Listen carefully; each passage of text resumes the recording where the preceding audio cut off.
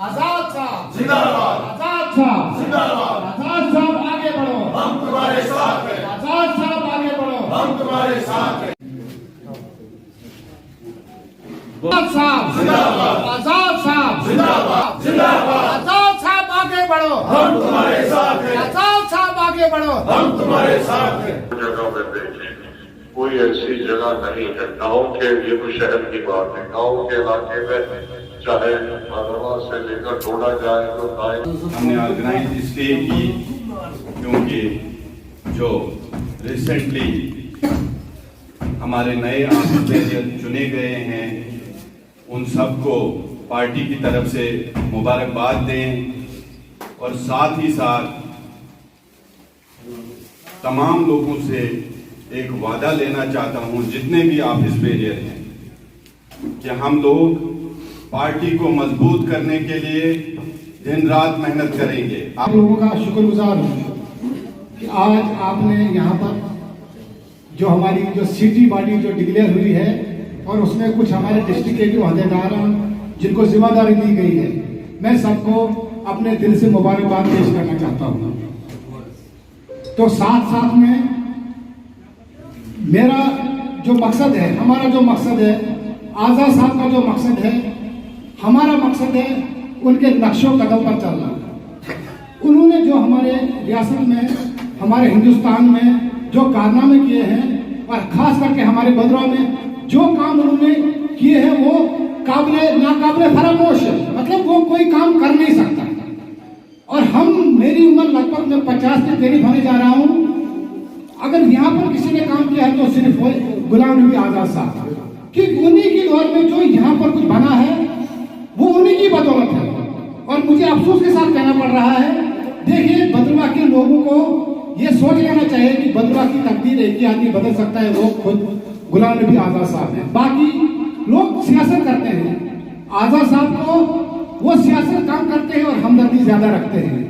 और कुछ लोग सिर्फ सियासत पर ही मबनी है, उनका काम ही है प्रोपेगेंडा करना, लोगों को बेवकूफ बनाना। और हम लोग बेवकूफ बन चुके हैं, भद्रवा के लोग बेवकूफ बन चुके हैं, भद्रवा के पूरे जम्मू कश्मीर के लोग बेवकूफ बन चुके हैं। हमारे 70 साल से हमारे जो नौजवान बेरोजगार हैं, 70 साल से बेरोजगार हैं, आधे कब्रिस्तानों में हैं, आधे बेकार हैं, आधे घरों पर जिने हैं। लेकिन जब आजाद साहब का दौर आया तो उन्होंने काफी लोग हमारे, और जम्मू कश्मीर के हालात भी ठीक रहे, जम्मू कश्मीर के हालात बहुत ठीक रहे आजाद साहब के दौर में। लेकिन आज पार्टी ने मुझे एक अहम जिम्मेदारी दी है, यूथ वाइस प्रेसिडेंट। मैं तहे दिल से पार्टी का शुक्रिया अदा करता हूं जिसने मुझे इस लायक समझा। और मैं आज़ाद साहब का भी शुक्रिया अदा करता हूं। आज़ाद साहब एक बहुत बड़ा नाम है जो पूरे हिंदुस्तान में मशहूर है और वर्ल्ड वाइड भी उनका नाम जाना जाता है। मैं एक छोटी सी मिसाल पेश करता हूँ। समझ लो कि एक इलेक्शन होने जा रहा है जिसमें आज़ाद साहब और दूसरी तरफ या मोहम्मद नवाज या कोई शामलाल रख लीजिए पार्टिसिपेट करते हैं। अब आज़ाद साहब को तो तकरीबन हर कोई जानता है, तो 90% लोग जो श्यामलाल या अब्दुल रहमान को नहीं जानते हैं। आजाद साहब एक बहुत बड़ी पर्सनैलिटी है। शुक्रगुजार हूँ तमाम पार्टी के वरिष्ठ मेंबर्स का और तमाम वुमेन विंग का और हमारे जितने भी वरिष्ठ नेता गुलाम नबी आज़ाद साहब हैं, हमारे चेयरमैन हैं, उनका मैं शुक्रगुजार हूँ कि उन्होंने मुझे इस काबिल समझा कि उन्होंने मुझे एक ओहदा दिया, वो वाइस प्रेसिडेंट का ओहदा दिया और मुझे जिम्मेवारियाँ फराहम की। हम सब जानते हैं कि आज़ाद साहब ने अपने दौर में ऐसे ऐसे काम किए हैं कि हम जितने भी यूथ यहाँ हैं आज वो अपनी बहुत सारी मसलियत का हल निकाल सकते हैं। हमारे लिए टूरिज़्म का, हमारे लिए यूनिवर्सिटीज़ का और यूथ के बहुत सारे बेनिफिट्स को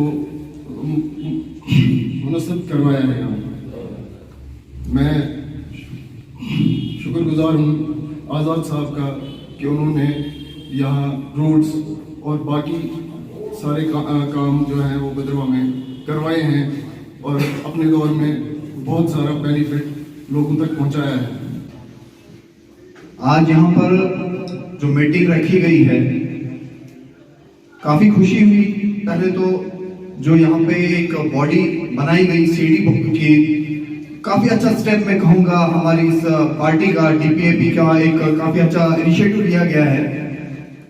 ये इसलिए जोर इस चीज़ के लिए दिया गया था कि यहाँ का यूथ इस पार्टी के साथ जुड़ा रहे, ताकि हर एक की प्रॉब्लम, बिल्कुल हर एक जो मुसीबत में होता है उनकी आवाज वक्त पे उनकी आवाज नहीं पहुंच पाती है।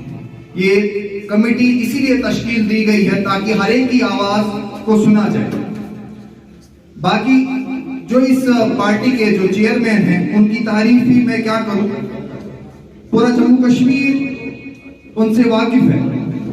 हमारे आजाद साहब जिन्होंने अपने 2.5 साल के टेन्योर में पूरे जम्मू कश्मीर का नक्शा ही बदल दिया था।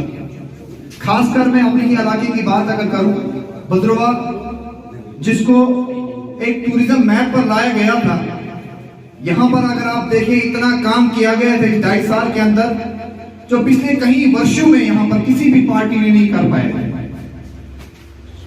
इसीलिए यहां पर हम आजाद साहब के साथ जुड़े थे। जब आजाद साहब कांग्रेस में थे तब भी हम उनके साथ मौजूद थे। वो इसलिए मौजूद थे क्योंकि उन्होंने ही यहाँ का नक्शा बदल दिया था।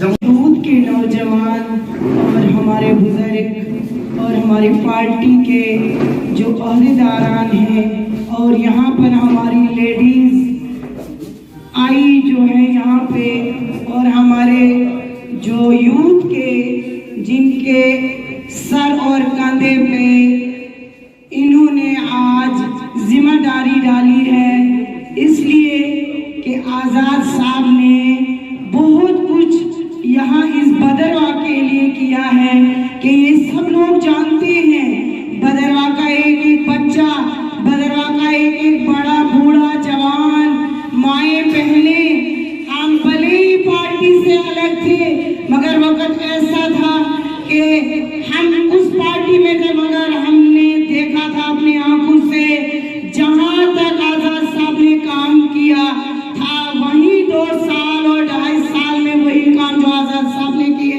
उसी जगह पे वो काम छोड़कर सब वो तहस नहस हो गया है। हम ये चाहते हैं कि हमारे यहाँ भद्रवाह के जो जितने भी जवान और यहाँ पे यूथ और जहाँ माए बहने जगह जगह पे हैं, वो आजाद साहब को कामयाब करे और आजाद साहब को अपना दाएं हाथ बनाए। कंधों पर बहुत सारी जिम्मेदारी रख दी है और हमें इस काबिल समझा कि मुझे भी यहाँ के ब्लॉक का प्रेसिडेंट, महिला विंग का प्रेसिडेंट बनाई हुई हूँ। तो मैं चाहती हूँ कि हमें तहे दिल से आजाद साहब के लिए काम करना चाहिए। और यहाँ जो हमारे इलाकों में बढ़ती बेरोजगारी, बढ़ती हुई महंगाई और आए दिन दिहाड़े हमारे साथ जो जो हो रहा है उस पर थोड़ा कंट्रोल करेंगे तो आज़ाद साहब करेंगे। और हमें ये देखना है कि आज़ाद साहब ने हमारे लिए आज तक क्या क्या किया। उन 2-2.5 सालों में जो कुछ किया है वही का वहीं पर धरा हुआ रह गया है। अगर हम दोबारा उन चीज़ों की रिपेयरिंग चाहते हैं या नई कोई चीज़ बनाना चाहते हैं तो हमें आज़ाद साहब को आगे लाना होगा और इसके लिए हमें आज़ाद साहब के लिए तहे दिल से काम करना होगा। तो ये हमारी जो जिम्मेदारी कंधों पर डाली गई है, हमारी ये एक कोशिश होनी चाहिए कि हमने सबने मिलके आज़ाद साहब के लिए इतना काम करना है कि आज़ाद साहब को हमारे भद्रवाह में लाना है।